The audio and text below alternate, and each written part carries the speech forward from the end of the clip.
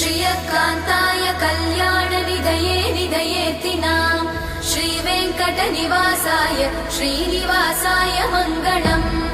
लक्ष्मी सविभ्रमालोकसुभ्रूविभ्रमचक्षुषे चक्षुषे सर्वलोकानां वेङ्कटेशाय मङ्गलम्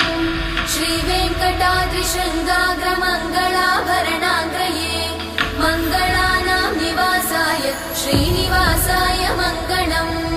सर्वावयव सौन्दर्य सम्पदा सर्वचेतसां